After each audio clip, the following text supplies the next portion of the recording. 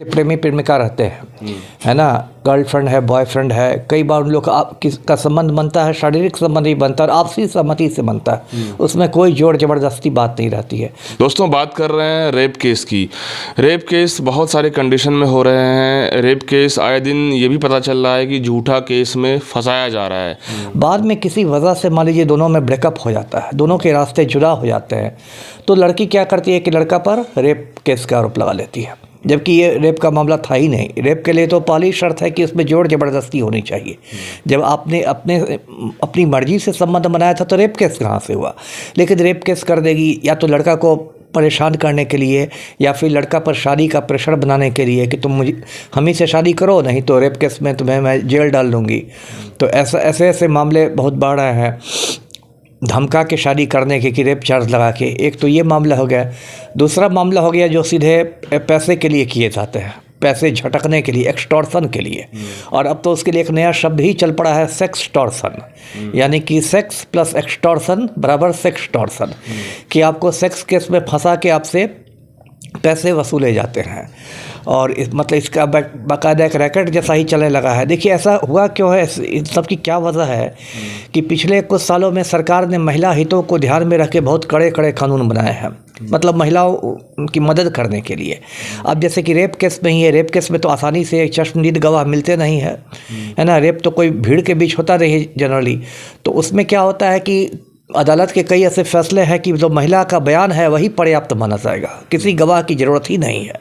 तो जब आप महिला को इतनी शक्ति दे देता है कि आपका बयान ही पर्याप्त है, तो क्या सारी महिलाएं सत्य हरिश्चंद्र तो होती नहीं है ना, कि वो झूठ बोल ही नहीं सकती हैं, कि उनका बयान ही। अब उनको तो एक बहुत बड़ा हथियार आपने दे दिया कि जिससे उसको पैसा वसूलना है उस पर एक रेप केस कर दीजिए और उसके बाद ये कीजिए, फिर बाद में वापस लीजिए अपना केस, कुछ कीजिए। जब कोर्ट में ट्रायल में कुछ महीने वो जेल में रह जाए, जब मामला कोर्ट में ट्रायल में जाए तो आप उससे पैसे लेके वापस दीजिए।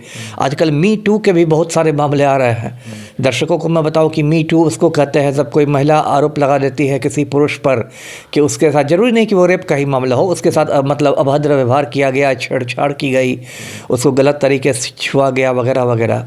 कुछ साल पहले हॉलीवुड में ये शुरू हुआ था मी टू का ये और चलन, और बड़े बड़े उसमें प्रोड्यूसर और डायरेक्टर लोग फंस गए थे।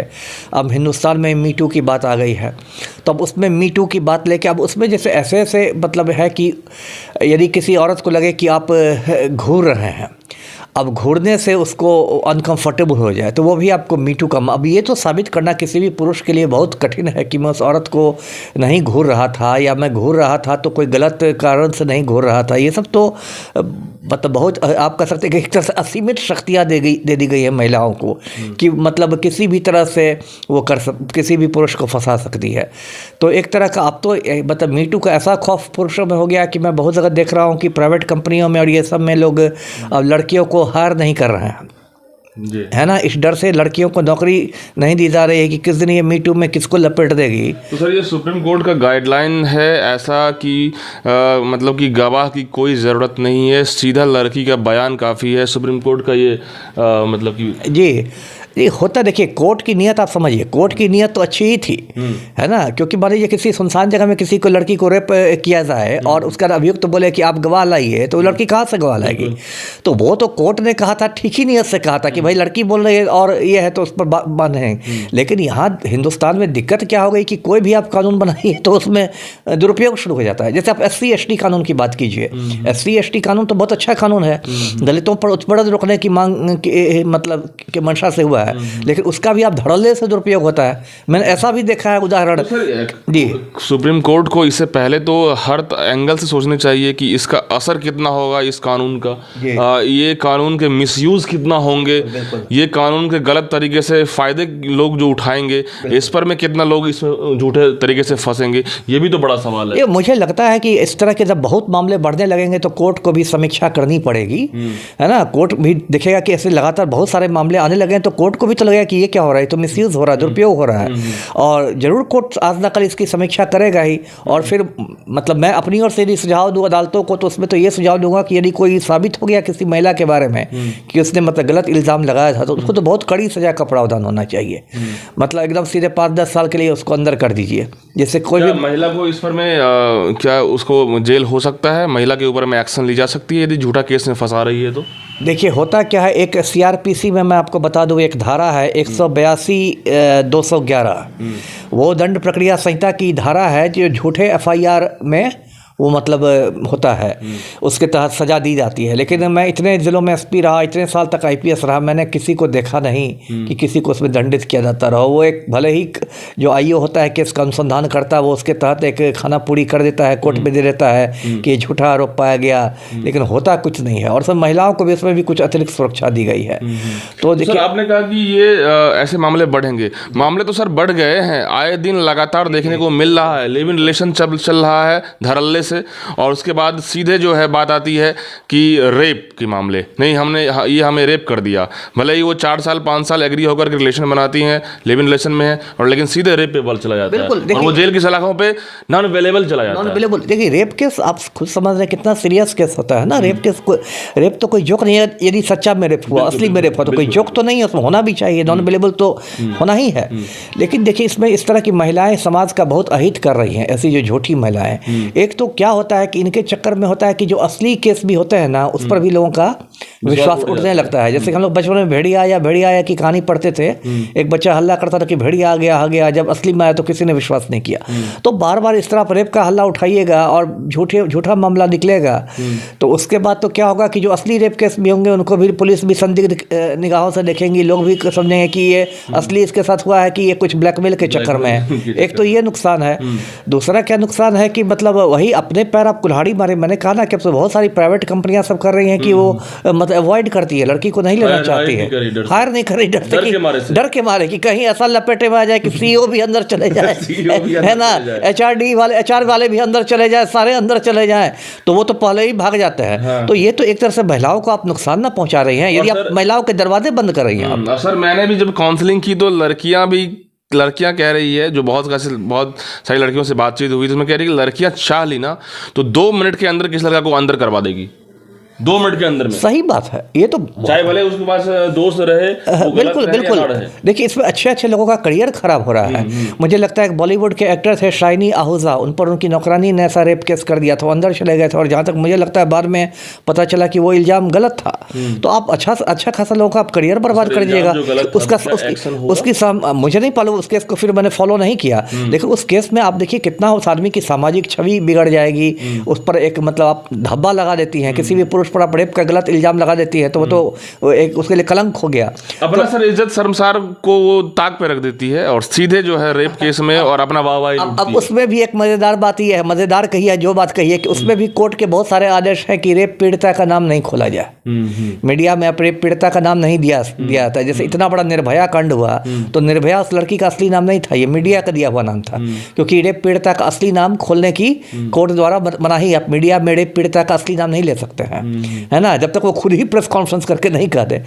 तो क्या है कि उसका भी औरतें फायदा उठाती है कि मेरा इतने बड़े फैसले दी जाती है कोर्ट के द्वारा, सुप्रीम कोर्ट जैसे बड़े न्याय के मंदिर है, तो सर इससे तमाम बेंच बैठाए जाते हैं, तमाम सारे जस्टिस होते हैं, बहुत से बड़े दिग्गज होते हैं, फिर भी इसका जो है तोड़ जोड़ और इसका रिएक्शंस, आउटपुट इनपुट सब कुछ क्यों नहीं देखी जाती है? निकलना चाहिए। देखिए मैं यहाँ बिहार में था, बिहार मानवाधिकार आयोग में मैं काफ़ी समय तक था, तो वहाँ तो ऐसे मैंने बहुत सारी फाइलें बंद करवाई जो इस तरह की रेप की झूठी फाइलें थी। अब बिहार में देखिए होता है कि इसमें देखिए वकीलों की भी गलती है। मैं सारे वकीलों को मतलब नहीं ब्लेम करा, मेरे परिवार में बहुत बड़े बड़े वकील हैं, मेरे नाना ही वकील थे, लेकिन इसमें वकीलों की भी बहुत गलती है। वकील लोग क्या करते हैं, मैंने खास कर मैं छोटे छोटे कस्बों में देखता हूँ, शहरों में देखता हूँ, मान लीजिए कोई झगड़ा है, 2 गांव में किसी अड़ोसी पड़ोसी का खेत को लेके कोई झगड़ा है। अब वो जाएगा कि मतलब एक केस करता है थाना में, वकील उतना पढ़ा लिखा नहीं रहता है, वकील साहब एक आवेदन तैयार कर दीजिए, है ना। अब वकील साहब बोलते हैं कि देखो अगर मसूर का उखाड़ने का हम केस करेंगे तो उसको तो 10 रोज में बेल हो जाएगा, है ना। ऐसा करो कि तुम अपने घर की औरत से एक ये लिखवा दो कि मेरे साथ मतलब बुरा काम किया, है ना, तो उसमें तो छुटवे नहीं सलाह मिल करेगा, जाता है। छुटवे नहीं करेगा। तो वकील साहब एक मतलब कानूनी सलाह दे देता है, कानूनी सलाह देते है ना। और उसके बाद क्या होता है, बिहार में जानते हैं ज़्यादातर औरतें गांव देहात में क्या है, अनपढ़ है। अनपढ़ है। उसके बाद जो औरत होती है कबूतरी देवी, है ना। अब कबूतरी देवी के उंगली पर बाएं अंगूठा पर स्याही लगाते हैं वकील साहब, और उसका आवेदन पर ठप्पा मार दिया था, अंगूठा छाप, वहां लिख दिया जाता है LTI, मतलब लेफ्ट थंब इम्प्रेशन, बाएं अंगूठे का निशान। कबूतरी देवी को पता भी नहीं कि दरखास्त में क्या है।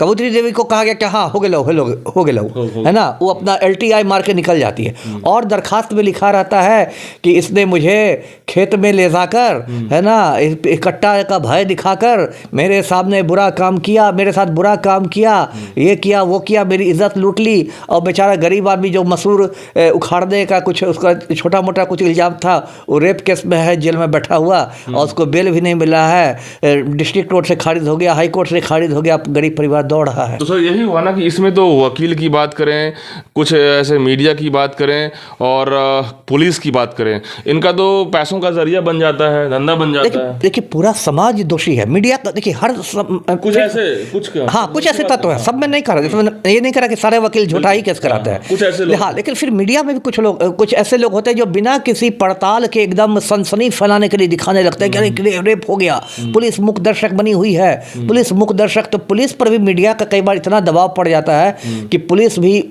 हड़बड़ा के उस आदमी को अंदर कर देती है ना, क्योंकि इतना पूरा अखबारों में छपने लगेगा, यूट्यूब में चलने लगा कि पुलिस मुख्य दर्शक है, बलात्कारी छुट्टा घूम रहे हैं, बलात्कारी छुट्टा घूम रहे हैं। इतना प्रेशर बन जाता है कि अंत पुलिस के भी सीनियर अफसर कहते हैं दरोगा जी को कि अंदर डाल दो उसको, फिर देखा जाएगा। लंबा ना करते हुए सीधे आपसे एक सवाल लास्ट करेंगे कि इसमें क्या ट्रांसपेरेंसी होनी चाहिए, और जो लड़का लड़की है दोनों को संभलने के लिए क्या इसमें कहेंगे आप इस ऐसे मैटर पे? देखिए सारी लड़कियों को मैं ये कहूँगा जो गलत इल्ज़ाम लगाते हैं कि भाई प्यार को बदनाम नहीं करो, ऐसी ही लड़कियों के कारण प्यार मोहब्बत की बदनामी होती है।